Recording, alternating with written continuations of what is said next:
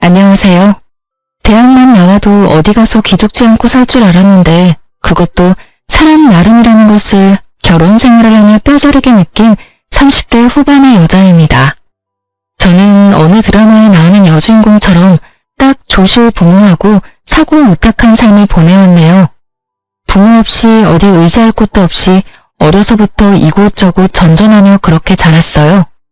핀잔을 받으며 눈칫밥을 먹다 보니 저절로 독해졌고 나 하나쯤 스스로 건사하며 살아야겠다는 욕심도 생기더라고요. 그래서 저는 환경을 탓하지 않고 정말 악착같이 노력했고 누구나 알 법한 4년제 대학까지 나왔어요. 졸업 후에는 전공에 맞게 쭉 유치원과 어린이집 교사로서 경력을 쌓아왔고요. 제 시댁은 그야말로 배운 집안이라 자부심이 대단했어요. 시부모 전부 서울 유명 대학원 출신이었거든요. 저도 나름 열심히 살아왔다고 자부하지만 그저 그런 4년제 대학 졸업생은 시댁 식구들 눈에는 성에 차지도 않았죠. 그래서 결혼 반대가 무척이나 심했어요. 부모 없어도 당당하게 살려고 노력했던 지난 날들이 무색하게 가방끈이 짧고 또 부모가 없다는 이유로 결혼을 반대하실 땐 속이 많이 쓰리고 자존감도 많이 떨어졌어요. 평생을 함께하려고 약속했는데 그쪽 부모님이 반대하시니 어쩔 도리가 없었고요. 그런데 한참 시부모님을 설득하며 곤욕을 치를 때 찾아와준 축복 같은 우리 아이 덕에 결혼을 할 수 있었어요. 물론 시댁 식구 모두 혼전 임신의 소식에 집안이 수치라며 저를 내치려 했어요. 하지만 남편은 호적에서 파이는 일이 있어도 절대 헤어질 수 없다고 고집을 부렸고 그 덕에 저희는 가정을 꾸릴 수 있었어요. 그때만 해도 애 낳고 제가 시댁에 잘하고 좋은 모습을 보이면 마음을 얻을 수 있을 거라 생각했어요. 그러나 제가 시댁에서 예쁨을 받는 일은 전혀 없었습니다. 아니, 저라는 사람 자체를 인정해주지 않았다고 말하는 게 맞는 것 같네요. 차라리 저를 꼴도 보기 싫다고 시댁 근처에는 얼씬도 못하게 해줬으면 더 좋았을 텐데 시댁 식구들은 저를 뻔질나게도 찾아댔어요. 왜냐면 거의 식모살이 수준으로 저를 부려먹기 바빴거든요. 그뿐인 줄 아세요? 공부하는 남편의 발목을 제가 잡았다며 심호의 원망을 매번 들어야 했어요. 그래서 저는 그 원망이라도 피해보자는 마음으로 남편을 공부시켰어요. 그이가 석 박사 학위를 취득하기 위해 일까지 줄이고 전념하는 동안 저는 가정을 지키기 위해 투잡까지 뛰어가며 뒷바라지를 했어요. 그렇게 지내기를 수년 만에야 시부모님이 말하는 시댁의 명성에 남편도 구색을 맞출 수 있었어요. 하지만 그 후에도 제 노력을 인정받기는커녕 남편의 위상만 높아졌네요. 남편이 결혼 후에도 공부를 놓지 않는 인재라면서요. 그러니 저를 향한 시선은 여전히 곱지 못했고 시모는 그런 저에게 늘 이렇게 말하곤 하셨죠. 넌 정말 결혼 전이나 후나 어쩜 이리 한결같이 볼품이 없니? 너랑 한 공간에 있으면 내 눈을 버리는 기분이라니까. 넌 우리 집안 식구로 지내는 걸 감사히 여겨야 해. 알겠니? 배움도 적고 교양이라고 눈 씻고 찾을래도 못 찾는 널 사람이라 여기고 지내주니 말이야. 어머님, 저를 마음에 안 들어 하시는 거 잘 알아요. 그래도 제가 병균 같은 건 아니잖아요. 볼품없다 여기지 마시고 너그러운 마음으로 좋게 좀 봐주세요. 왜 네가 병균이 아니라고 생각하니? 우리 집안에서 환영받지 못하는 건 병균만도 못한 너뿐인데.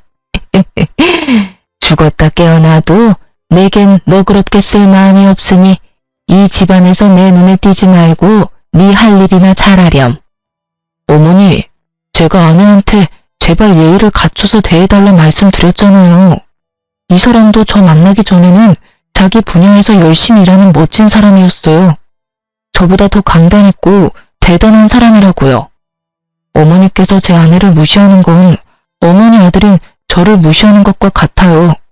그러니 이제는 가족의 일원으로 인정해주시고 좋은 마음으로 지내주세요. 시모가 제게 못되게 말할 때마다 남편이 나서서 저를 감싸고 또 자신보다 나은 사람이라고 표현해주며 또 지금의 자신을 있게 해준 사람이라고 표현해 주었어요. 그렇게 제 편에 서준 덕에 모진 시집살이도 참고 살았어요. 한 번은 이런 대우를 더는 받고 싶지 않아 저 역시 학업에 정진해 학위를 높여보려고 했지만 어떻게 알았는지 시모가 남편이 제 뒷바라지하는 꼴은 절대 못 본다며 노발대발을 하는 통에 제대로 시작도 못 해보고 끝이 났죠. 남편이 시모 눈치 보지 말고 제가 원하는 만큼 열심히 해보라고 했어요. 하지만 제가 시모의 등살에 감당할 엄두가 나지 않더라고요. 사실 제 남편에게는 형이 한 명 있는데 아내인 형님도 석사 학위를 취득해 잘 나가는 회사 연구원으로 있어요. 물론 형님은 아주버님과 결혼하기 전에 이미 능력이 좋았죠. 저는 그 때문에 시댁의 미움이 내게 쏠렸나 하는 생각을 참 많이 했어요. 그러나 꼭 학벌 때문만은 아니라는 사실을 저는 이미 그 훨씬 전부터 몸으로 느끼며 알고 있었어요. 형님은 결혼 후에도 일과 공부를 병행하며 박사 학위를 위해 공부까지 하는 중이었어요. 그리고 조실봉한 저와는 달리 형님네 집안은 돈이 많았어요. 그러니 같은 며느리라도 저울질을 하게 되는 건 너무 당연했어요. 시모가 형님을 참 예뻐했는데 그 수준이 어느 정도냐 하면 남들이 보기에도 형님이 시모의 친딸이라고 믿을 정도였어요. 시댁에 오면 정말 손 하나 까딱 안 했고 물 한 잔을 마시더라도 저더러 꼭 가져오라고 시켰어요. 그리고 그걸 제지하는 사람은 아무도 없었고요. 형님은 늦은하게 아이를 출산했는데 상전도 그런 상전이 없었어요. 조리원에서만 꼬박 한 달을 쉬고 왔음에도 몸조리를 핑계로 저더러 틈만 나면 다리를 주무르라며 시켰어요. 그런데 노산이라 그런지 아이가 몸이 약해서 자주 아팠어요.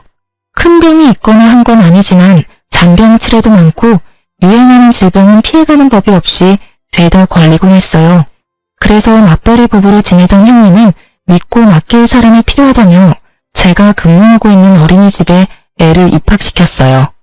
그러면서도 제가 가족이라는 사실이 창피하다며 그렇게도 꽁꽁 숨겨댔어요. 그리고 뒤로는 제게 아이를 잘 케어하라고 당부까지 하더라니까요. 어느 정도 가고는 했지만 형님의 육아 방해는 점차 심해졌어요. 자기가 바쁘다는 핑계로 아이를 우리 집에서 재우는 날까지 생기기 시작했거든요. 초반에는 이해하려고 노력했어요. 형님이 바쁘게 일하는 것은 인정할 수밖에 없는 사실이잖아요. 하지만 한 달에 한두 번 정도였던 게 2주에 서너 번씩 늘면서 제 일상에까지 피해를 끼치게 됐어요. 저는 큰맘 먹고 형님에게 딱 잘라 말했어요. 형님, 일 때문에 바쁘신 건 이해하는데요. 이렇게 자주 제게 맡기시면 저도 제 일정에 차질이 생기기도 하거든요. 피치 못할 사정이 아니라면 저희 집에서 재우는 건 좀 자제해 주셨으면 해요. 동서도 참, 가족 좋다는 게 뭐니? 힘들 때 도우면서 지내는 거 아니야? 동서 말대로 내가 좀 바빠야지 말이야. 어젠 정말 어쩔 수가 없었다니까. 그쵸, 가족이니 도우면서 지내는 건 당연해요. 하지만 제 일상까지 꼬이니까 힘든 날들이 생기네요. 동서 덕 좀 보나 했더니 큰 의미도 없네. 알겠어. 내가 조금 더 신경 쓸게. 형님이 순순히 알겠다고 해 한시름 놓았는데 다음날 시모가 제게 퇴근하면 시댁으로 오라며 전화를 해온 거예요. 그런데 기가 막힌 광경이 펼쳐져 있더라고요. 분명 저와 대화할 땐 좋게 넘어갔던 일을 제게 서운함까지 느꼈다며 문제 삼으며 온 식구들 앞에서 눈물을 뚝뚝 흘려대는 겁니다. 퇴근이 많이 늦어지는 바람에 동선에서 아이가 이미 잠든 후라 몇 번 그대로 재운 적이 있었어요. 그런데 동서가 어제 제게 자기 일상까지 침해하는 짓이라며 면박을 주는데 형님, 그게 다 무슨 말씀이세요? 제가 언제 면박을 줬다고 그러시는 거예요? 동서, 내가 미안해. 내가 나 바쁜 것만 생각하고 동서 힘들 걸 헤아리지 못했어. 나는 윗사람 자격도 없어. 위에 맡기는 거 불쾌하다고 했으니 더는 맡기지 않을게. 그럼 동서 기분이 좀 괜찮겠어? 아가, 네가 뭐가 미안하니? 열심히 살아보려는 게 뭐가 잘못이라고. 예, 너는 어떻게 된 애가 이 열심이라고 눈꽃만큼도 없니? 첫째가 바쁜 거 우리 식구 중에 모르는 사람 있니? 조카 좀 봐주고 너희 잘 때 같이 잠 좀 자는 게 무슨 큰일이라고. 불쾌하다는 말까지 하면서 첫째한테 상처를 줘. 어머님, 오해세요. 형님 불쾌하다고 했다니요. 도대체 갑자기 왜 이러시는 거예요? 저도 맞벌이다 보니 일정에 꼬여서 난감한 일이 생기기 시작했다고. 그러니 피치 못할 사정인 날은 괜찮지만 그렇지 않을 땐 좀 자제해달라고 정중히 부탁드렸을 뿐이잖아요. 그게 애 맡기지 말라는 말과 뭐가 다르니? 그리고 네가 같은 뜻이라도 지금처럼 좋게 이야기했다면 첫째가 이렇게까지 서운함에 눈물을 흘리겠어? 넌 생각이라는 게 있긴 한 거니? 어떻게 한치 앞을 못 보고 사람 마음 하나 헤아리질 못해? 첫째가 바빠서 내게 애 좀 부탁한다고 네가 함부로 대해도 되는 줄 알아? 귀한 집 자식 가슴에 대목 박는 짓을 천하디천한 니까짓 게 한다는 게 가당키나 하냔 말이야. 어머님, 동서를 너무 나무라지 마세요. 저와 제 아이 때문에 얼마나 불편했으면 제게 그렇게까지 말했겠어요. 저는 동서 마음 충분히 이해해요. 단지 속이 조금 상해서 눈물을 감출 수가 없을 뿐이에요. 어쩜 우리 첫째는 일이 사려 깊고 마음씨가 고와. 가진 것 없어 못난 것까지 보듬어주려는 마음이 너무 감동이야. 그렇게까지 저 못난 걸 감쌀 필요 없다. 어머님도 형수님도 그만하세요. 집사람이 오죽 힘들면 그런 말을 했을지를 먼저 진심으로 헤아려 보시라고요. 사실 제 조카지만 아내가 전반적으로 챙기게 두는 것도 제 입장에서 미안한 일이에요. 거기다 형과 형수님이 너무 자주 만난 것도 맞고요. 요 근래에는 다 늦은 밤에 전화해서 애 잠들었냐 확인하는 거 저도 좀 불편합니다. 듣다 못한 남편이 제 편을 들며 자신도 불편하다 이야기해준 덕에 형님의 눈물 연기가 어색하게 끝이 났어요. 형님은 남편의 개입에 뻘쭘했는지 앞으로는 주의하겠다며 바로 표정이 바뀌며 말했죠. 신우도 그제야 자기 아들까지 불편하게 만드는 상황은 없어야 한다며 당부했어요. 이런 모습을 보고 있자니 기분이 상했지만 애써 내색하지 않았어요. 다행히 이날 이후 한동안은 소동 없이 잠잠했네요. 그러던 어느 날 형님네 아이가 어린이집에서 까무러치고 난리도 아니었어요. 애가 혼절하거나 한 것은 아니었지만 열이 펄펄 끓어 눈도 제대로 뜨지 못했죠. 급한 마음에 형님과 아주버님께 이 상황을 알리며 당장 하원하러 와달라 요청했어요. 하지만 이를 뺄 수 없어 당장은 힘들다고 하는 겁니다. 하는 수 없이 시모에게 연락해 아이 상태를 이야기하고 바로 병원에 내원할 수 있도록 와달라고 부탁드렸어요. 그러나 그 누구도 아이를 챙길 생각을 하지 않는 거예요. 저는 하는 수 없이 어린이집 원장님께 양해를 구하고 제가 아이와 함께 병원에 다녀왔어요. 아이 컨디션이 너무 안 좋아 다시 어린이집으로 향할 수는 없는 노릇이었어요. 결국 저는 오래전 저를 자식처럼 품어주시고 돌봐주셨던 이모님께 도움을 청했습니다. 제게 유일한 가족 같은 분이라 그러면 안 되는 줄 알면서도 또다시 신세를 지게 되었죠. 하필이면 제가 그날 당직이라 업무를 뺄 수 없었던 탓이었어요. 저는 형님과 아주버님께 아이의 상태를 먼저 알린 뒤 부득이하게 이모님께 아이를 맡겨놨으니 최대한 시간을 내어 아이를 데리고 가달라 부탁까지 드렸어요. 그런데 그날 두 사람은 다 저녁이 되어서야 아이를 데리러 온 것도 모자라 이모님께 너무 큰 무례까지 범하고 말았습니다. 아줌마, 시간이 되면 애 잘 준비까진 시켜놔야 될 거 아니에요. 동서가 못 챙긴 것도 짜증나는데 이게 뭐야? 저기 초면에 당신이 아픈 아이까지 챙겨줬으면 부모로서 감사하다는 말이 먼저 아닌가요? 그리고 이 낯선 곳에서 아픈 몸으로 엄마 아빠를 기다렸을 아이는 눈에 보이지도 않아요. 됐으니 얼른 애 데리고 돌아가세요. 감사는 개뿔. 애가 아파서 잠만 잤을 것 뻔하구만. 아무튼 동서나 동서 주변 사람이나 다 별로라니까. 그리고 자기가 뭔데 나를 가르치든 말해? 기분 나빠. 동서는 뭐 이런 사람을 대를 맡겨서 화를 돋구는지 뭐. 이보세요. 아이가 해열제를 먹어도 열이 안 잡히니까 얼른 돌아가서 아이 케어에 집중하시라고요. 지금 당신의 기분이 아픈 아이보다도 더 중요한가요? 도움을 받고도 감사할 줄 모르는 당신이 떠드는 소리 듣고 싶지 않으니 그만 돌아가요. 이봐요, 아줌마. 도움을 주려면 제대로 줘야지. 이건 도와준 게 아니라 내 일을 그대로 남겨둔 거잖아. 그러고도 감사 인사를 받고 싶어 하는 건 양심이 없는 거지. 당신 밑에서 자란 동서가 왜 그리 덜 떨어진 건지 증명하는 거야, 뭐야? 나도 여기 더 있으래도 안 있을 거거든요? 진짜 채울 수 없어. 형님은 끝끝내 이모님에게 감사하다, 죄송하다는 말 한마디 없이 돌아갔어요. 그리고 나중에 걱정되는 마음에 이모님께 연락드렸더니 이모님은 다시는 그런 모르는 사람의 아이를 자신에게 맡기지 말라며 화를 내셨죠. 저는 이모님이 화내는 이유를 듣고 참을 수 없어 형님에게 곧장 연락했어요. 그러곤 처음으로 형님에게 어떻게 사람이 그렇게 안해 보이는 수 있냐며 언성을 높였어요. 그런데 형님은 자신의 잘못을 뉘우치기는커녕 다음 날이 되자마자 또다시 시댁에 가서는 제가 자신에게 언성을 높였다며 고자질을 했죠. 시모는 형님의 말만 듣고는 우리 집까지 쫓아와 제게 갖은 욕을 퍼부었어요.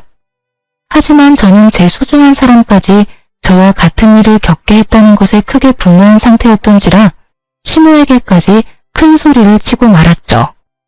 시모는 그런 저의 뺨을 내리치며 막말을 퍼부었어요. 너 지금 나한테 소리친 거야? 감히 네가? 이 맞아 죽어도 시원찮을 거사. 네가 이제 하다하다 나까지 기어오르려고 들어? 내가 그런 꼴을 보고도 가만히 있을 줄 알아?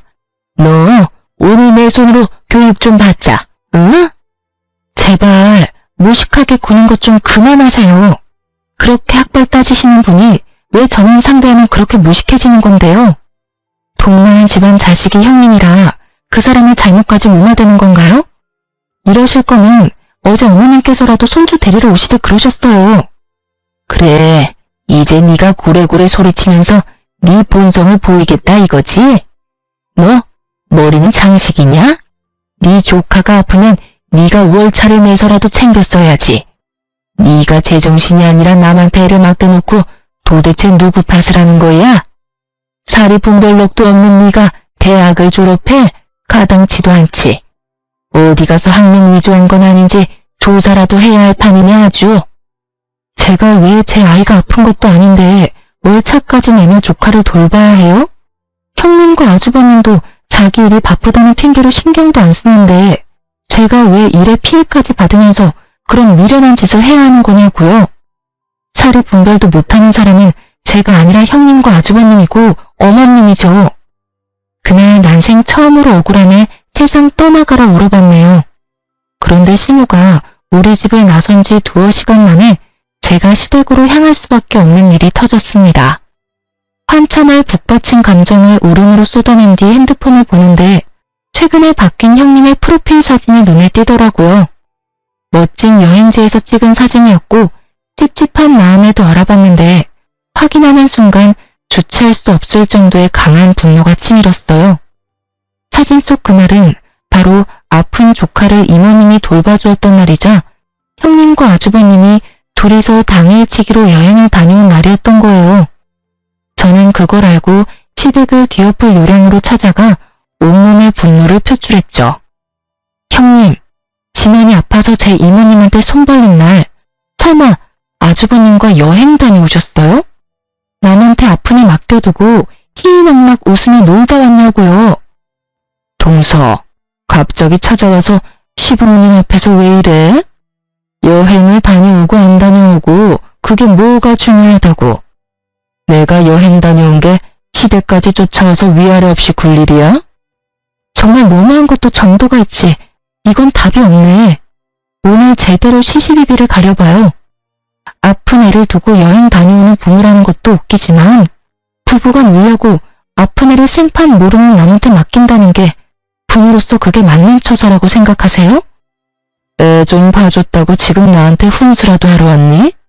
동서 일이나 잘하고 동서 처사나 올바른 건지 따져봐. 손윗사람한테 따지려고 시댁까지 쫓아온 것도 모자라 시부모님 앞에다 두고 이런 행동을 보이는 게 맞는 거야? 그리고 원래 애들은 좀 아프면서 크는 거야. 형님, 원래 애들은 아프면서 큰다고 아픈 애를 부모가 돌보지 않는 게 맞는 건가요? 뻔뻔하게 나오면 그게 다 맞는 말인 줄 아시냐고요. 생판 모르는 남한테까지 애를 맡겼던 날이에요. 그런데도 뭐 하나 느끼는 바가 없으세요? 뭐야? 동서가 부족해서 뭘 모르나 본데 우리 같은 인재들이 시간 빼는 게 어디 쉬운 줄 알아? 막말로 내가 동서이면 어린이집 보내는 이유가 다 뭔데?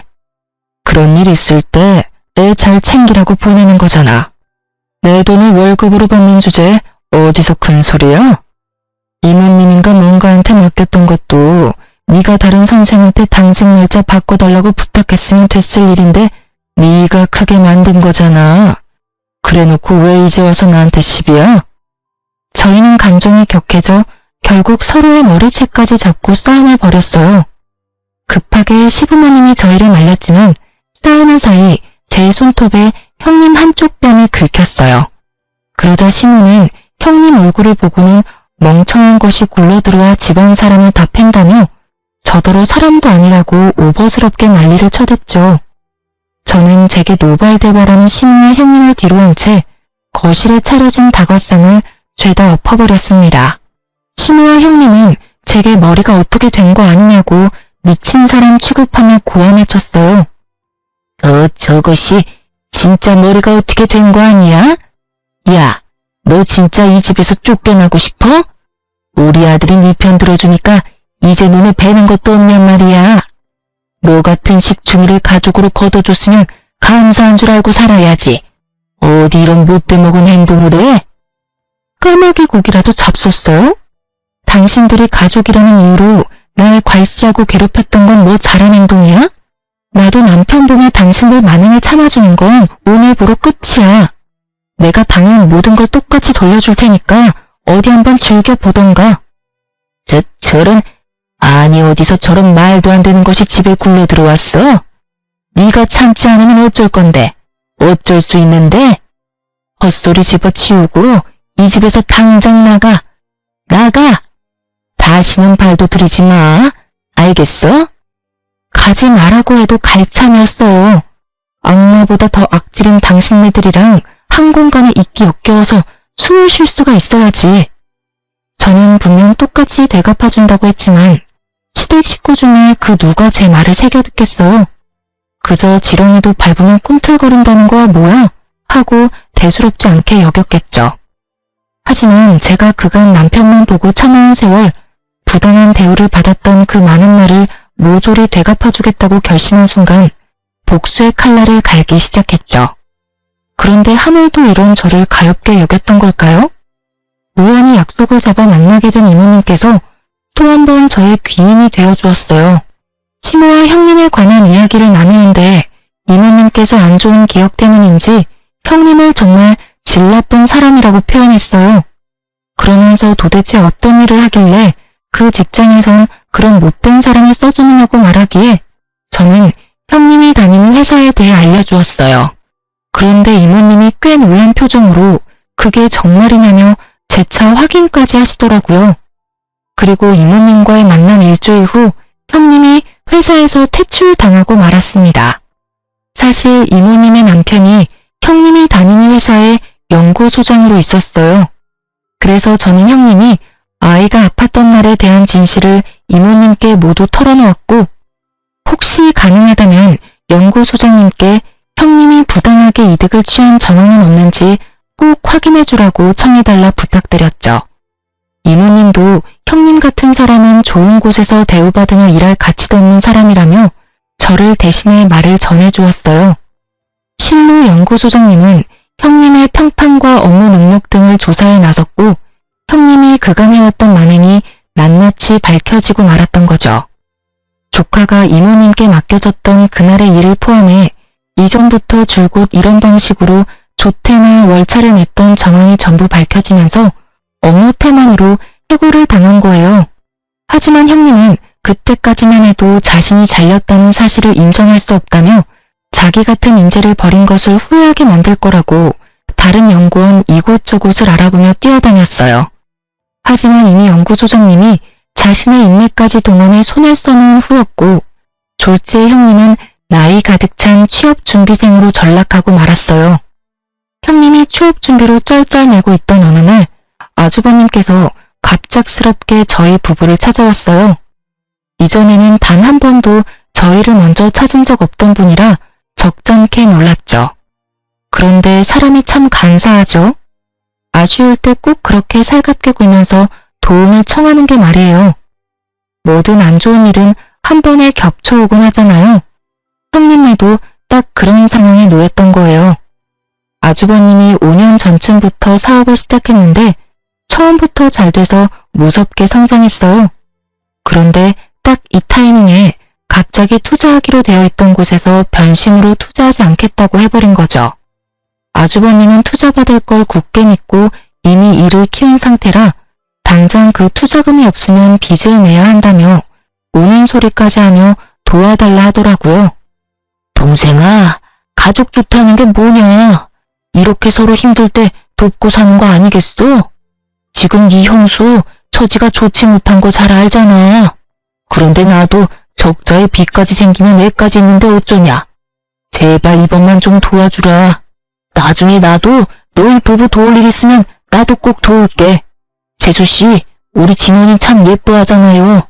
우리 아이 봐서라도 좀 도와줘요. 아내랑 상의해보고 연락해줄게, 형. 너무 갑작스러운 부탁이고 금액도 적지 않아서 고민해봐야 할 것 같아. 아니, 가족 일인데 고민하고 말고 할 게 뭐 있어. 너희 그만한 돈도 없는 건 아니잖아. 너도 돈 잘 벌지. 재수씨도 우리만큼은 아니어도 입에 풀칠할 정도는 벌잖아. 그런데 뭐가 문제라고 뜸을 들이려고 그래. 그냥 서로 얼굴 보고 이야기한 김에 정하고 빌려주면 되지. 안 그래요, 재수씨? 그럼 아주버님, 얼굴 보고 이야기한 김에 딱 말씀드릴게요. 저는 투자금 빌미로 아주버님께 돈 빌려주기 싫네요. 저희 언닌 살림에 남편 공부하면서 아끼고 아끼며 지낼 때 형님도 아주버님도 돈 잘 벌고 잘 살았잖아요. 그때 제 남편이 한 학기 등록금만 좀 도와달라고 부탁했을 때 뭘 하셨죠? 개미처럼 일하는 네 와이프가 자기 몸을 팔아서라도 마련할 텐데 왜? 라고 했던가요? 재수씨, 그땐 나도 철이 없어서 그런 거죠. 이번에 도와주면 나중에 제가 도울 일 있을 때 꼭 돕겠다니까요. 저 지금 자존심 다 내려놓고 이렇게 부탁하는 건데 어쩌라면 섭섭해요. 그럼 그 자존심 챙기세요. 그리고 이참에 한 말씀 더 드리자면요. 재작년에 남편이 들인 투자금도 이참에 회수할까 해요. 그러니까 지금 빌리는 금액에 최소 2배는 구하셔야겠네요. 예? 투자금을 회수한다고 했어요, 지금? 아니, 재수씨가 뭔데 제 동생이 제 회사에 투자한 돈을 회수해요. 쥐뿔도 없이 우리 집에 들어와서 이만큼 사는 것도 다 내 동생 덕인데 재수씨가 읽어둔 게 뭐 있다고 내 동생 돈을 재수씨가 주물러요. 야, 절대 안 돼. 너 지금 재수씨 말 듣고 투자금 회수하면 우리 우애는 완전 끝이니까 그런 줄 알아. 알겠어? 아주버님, 남편이 넣은 그 투자금의 대부분이 제 돈이에요. 남편이 늦은하기 경제활동을 시작했는데 그 당시에 그만한 큰 돈이 어디서 나요? 내 돈 내가 알아서 하겠다는데 왜 간섭하세요? 여보, 방금 아주버님이 하는 말 들었지? 나 당장 투자금 회수해줘요. 사실 남편 뒷바라지하며 우리 가족의 미래를 생각하면서 악착같이 모았던 돈이 있었어요. 아주버님이 그 당시만 해도 저 남편을 너무 무시해서 제가 남편 기라도 살려주려고 그 돈 쥐어주며 아주버님 사업에 당신이 투자하는 것처럼 해서 투자금 넣으라고 시켰어요. 저야 원래도 시댁 식구들이 무시하는 게 일상이라 괜찮았지만 제 남편까지 은근히 배제당하고 무시당하는 건 참을 수가 없었거든요. 하지만 돈을 빌리러 와놓고 은근 협박조를 띠는 아주버님의 태도에 눈꼽만큼도 도움을 주고 싶지 않더라고요. 아주버님은 제 투자금이라고 말하니 놀란 토끼 눈을 하며 남편에게 사실 여부를 확인했어요. 남편이 제 말이 다 맞다고 하자 아주버님은 금세 태세 전환을 해 제게 투자금 회수하는 이유가 뭐냐며 제발 도와달라 절절히도 말했어요. 재수씨, 내가 미안해요. 내가 실언을 했어요. 혹시 이 시기에 투자금을 회수하려는 이유가 뭐예요? 제 아내 때문이라면 제가 대신 사과할게요. 정말 미안해요. 그러니까 투자금 회수 얘기는 없던 걸로 해줘요. 예? 재수씨 부모님도 안 계셔서 우리가 유일한 가족이라면서요. 그러니까 가족끼리 서로 좀 부족해도 이해하고 돕고 살아요. 제 가족은 얼마 전에 없어져서요. 유일한 가족이 남편과 제 아이뿐이라 이해할 것도 도울 것도 없네요. 그만 돌아가 주세요. 아주버님께서 이러시는 거 상당히 불편해요. 재수씨, 그게 무슨 서운한 말이에요. 가족이 왜 없어져요? 우리가 다 가족이지. 재수씨, 제가 돈 빌려달라고 한 건 고사하고 제발 투자금 회수만이라도 하지 말아줘요. 우리 그 투자금까지 빼면 진짜 길바닥에 나 앉아야 할지도 몰라요. 저와 아내는 그런다고 쳐도 아이는 어떡해요. 우리 아이를 봐서라도 마음 바꿔줘. 제발요. 제가 조카 봐서 여태 참은 건 모르고 왜 이제와 아이를 봐서 마음을 바꿔달라 하세요? 저는 이제 제 아이 봐서 회수해야겠으니 그만 보채고 돌아가세요. 한 번만 더 동동거리시면서 찾아오시면 그땐 문전박대 제대로 당할 줄 아시고요. 아주버님은 우리 집을 나서는 그 순간까지도 제게 제발 도와달라 애원했어요. 하지만 저는 충분히 제 의사를 전한 뒤로는 거들떠보지도 않았죠. 남편은 결국 아주버님을 집에서 끌어냈어요. 그러자 복도에서 더럽고 치사해서 그 돈 안 받는다며 우리 집 현관문을 몇 번이나 발로 차고 돌아가더라고요. 저는 그 모습에 정말 끝까지 못돼 처먹었다 싶은 생각이 들더라고요. 그래서 남편에게 아주버님 연락은 무조건 받지 말라 당부했어요. 실로 하루에 몇 번씩 남편에게 전화를 했고 남편의 일까지 방해할 수준에 이르자 남편도 나중에는 아주버님 연락처를 수신 차단해버렸죠. 그러자 시모가 제게 연락해 열불을 냈어요. 동생이라고 하나 있는데 제가 우애를 다 갈라놨다면서 저더러 오늘보다 더 더럽고 추악한 것이라고 하더군요. 저는 그런 시모의 전화를 끊어버렸어요. 더 듣고 있어봤자 제게 득될 거 하나 없으니까요. 그런데 시모가 그런 제 행동에 머리끝까지 화가 나는지 우리 집에 찾아와 문을 열라며 난동을 부리는 거예요. 복도식 아파트라 이웃집 눈치가 많이 보여 결국 문을 열어주고 말았어요. 들어오자마자 제 얼굴을 내리치며 귀청 떨어지도록 언성을 높여 소리쳤어요. 감히 네가 내 전화를 멋대로 끊어? 내가 그러고도 가만히 잠자고 있을 줄 알았냐? 오만방자한 것이 감히 시어머니 알기를 개떡같이 알고 하는 행동마다 사람 천불을 나게 만들어? 배우다 만 것들은 이래서 안 된다니까. 얼마나 못 배웠으면 행동거지가 그따위야. 이런 것도 사람이라고 고개 쳐들고 있는 꼬라지하고는. 오만방자한 건 제가 아니라 어머님 첫째 아들이죠. 어떻게 자식의 거울은 부모라는 말이 이렇게 꼭 맞는지 몰라요. 어떻게 말하는 것도 행동하는 것도 그리도 천박한지 부탁한답시고 못되게 구는 걸 들어줄 수가 있어야죠.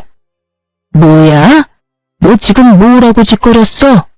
오늘 내 손에 한번 목숨줄 끊겨볼래? 어? 이게 미쳤다 하니까 진짜 개념을 상실했냐? 어머님 말씀대로 어머님처럼 배우다 말아 그런가 보죠. 어머님도 저랑 학력이 똑같던데요? 그러면서 왜 그리도 학력 따지면서 사람 무시한 건지 저는 아직도 이해가 안 되네요. 아주버님 임신해서 석사 문턱만 간신히 밟아본 정도라는 거 제가 모를 줄 아셨어요? 네가 그걸 어떻게 알았어? 어떻게 알았냐고? 남편과 나만 알고 있는 비밀을 네가 왜 알고 있느냔 말이야. 두 손으로 하늘을 가려보세요. 가려지나. 이 세상에 평생 가는 비밀이 어딨어요. 형님 말고는 다 아는 사실을 왜 어머님만 모르고 계시는지 원. 형님이 알면 얼마나 기가 찰까요? 그렇게 저를 간신히 대학 나온 볼품없는 애라며 같이 욕했을 텐데 그런 어머님도 저와 다를 바가 없다니 말이에요. 시모는 내가 자신의 학력을 알고 있다는 사실을 알자 울그락불그락 해준 얼굴이 돼서는 갑자기 제 손을 덥석 잡는 거예요. 그러더니 형님에게만은 밝히지 말아달라고 애원하기 시작했어요. 집안에서 자신의 위치가 얼마나 뭉개지겠냐며 제발 그런 일이 없도록 비밀로 간직해달라는데 그 모습이 얼마나 절절한지. 그렇게 심호의 약점을 잡은 덕에 더 이상 절 무시하고 하대하는 사람은 없었어요. 하지만 웃기게도 제가 심호의 비밀을 알고 나니 주부로 지내고 있는 형님의 위치가 예전에 저만큼이나 떨어지더군요. 심호가 제 눈치를 보느라 형님을 예뻐하지 않은 것도 있지만 좋은 학력으로 어느 곳 하나 취직 못하고 있다며 닥달했어요. 형님은 자신을 대하는 태도가 바뀐 심호에게 대들기 시작했고 엄마와 친딸만큼이나 좋았던 관계는 더는 없었어요. 결국 형님네 부부 문제로 번져 매일같이 집안이 시끌시끌했어요. 그러다 나중에야 형님이 자신이 잘리게 된 사실을 알게 되었어요.